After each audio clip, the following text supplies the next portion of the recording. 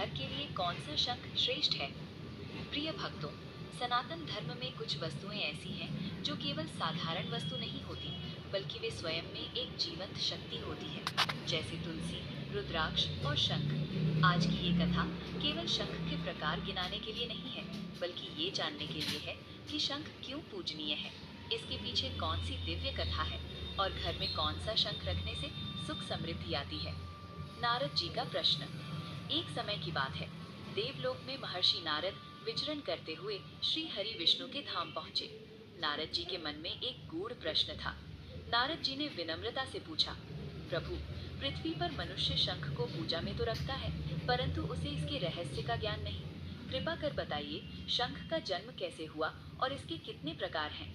भगवान विष्णु मंद मुस्कान के साथ बोले, नारद, शंख केवल समुद्र की देन नहीं, ये स्वयं लक्ष्मी का वास है। इसकी कथा सुनो।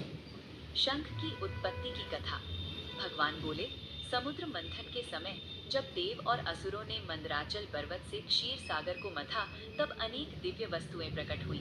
उन्हीं में से एक था दिव्य शंख। जब शंख प्रकट हुआ, तब उसकी ध्वनि से नकारात्मक शक्तियां नष्ट हो गईं, दिशाएं शुद्ध हो गईं, देवताओं का तेज बढ़ गया।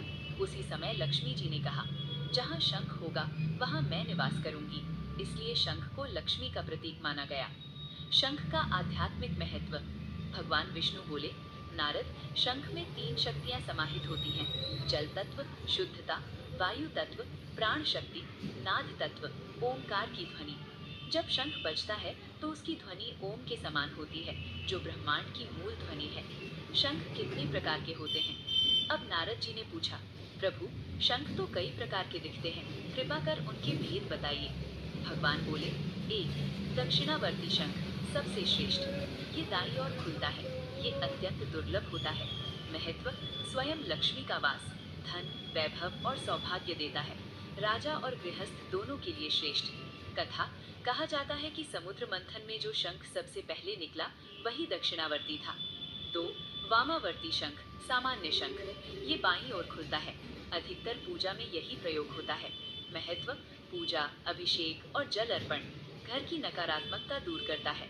ये शंख साधारण घरों के लिए बहुत उपयोगी होता है।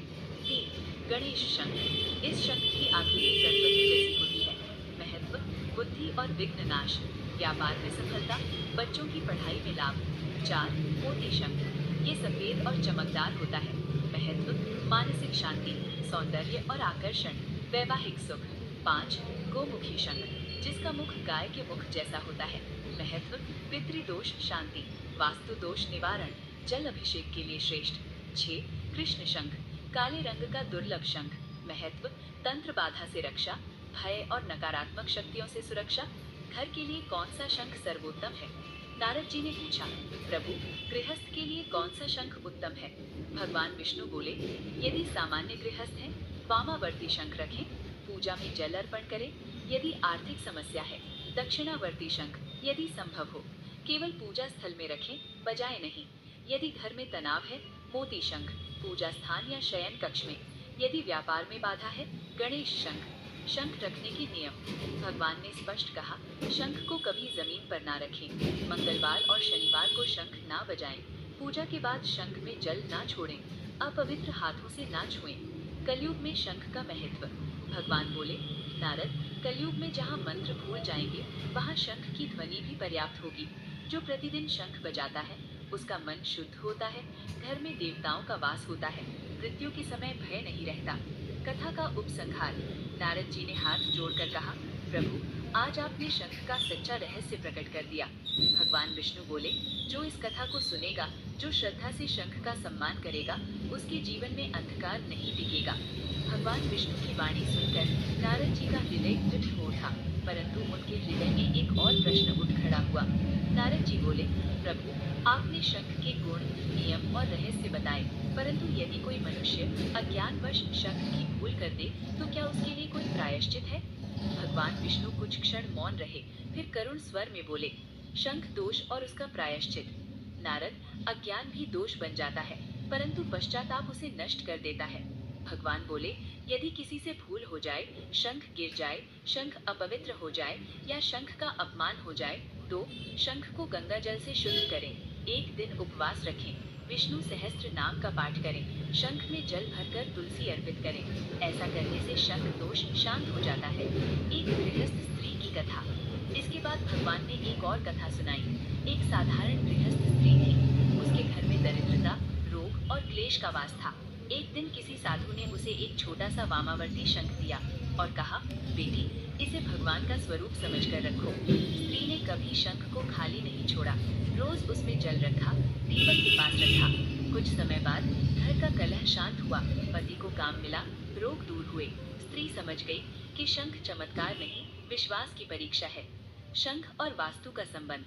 नारद जी ने पूछा, प्रभु, क्या शंख का वास्तु से भी संबंध है? भगवान बोले, हाँ नारद, हाँ नारद। उत्तर पूर्व दिशा में शंख रखने से ईशान दोष शांत होता है। पूजा स्थान में शंख रखने से देव कृपा बनी रहती है।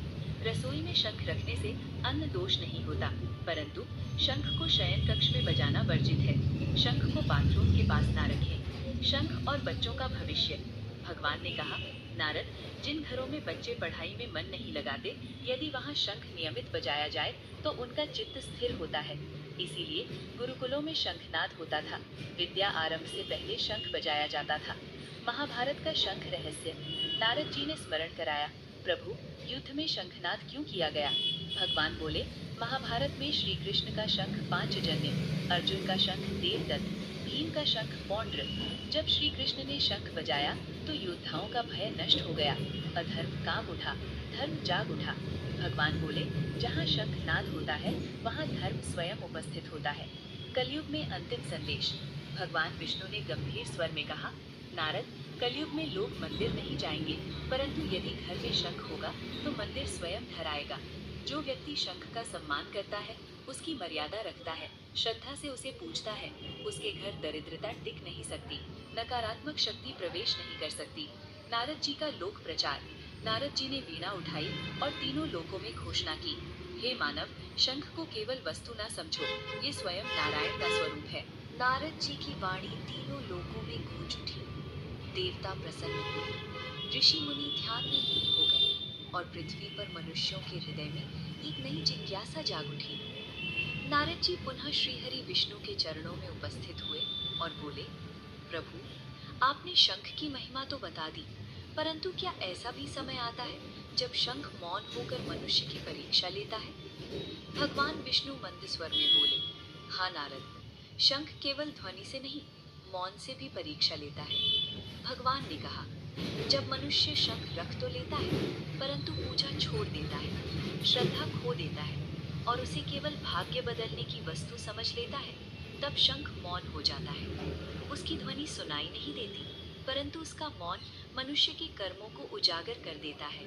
शंख और कर्म का गूढ़ संबंध। भगवान बोले, नारद, शंख ये नहीं देखता कि उसके सामने कौन खड़ा है, वो ये देखता है कि उसके भीतर कौन सा भाव है। यदि भाव हो श्रद्धा का, शंख वरदान बन जाता है।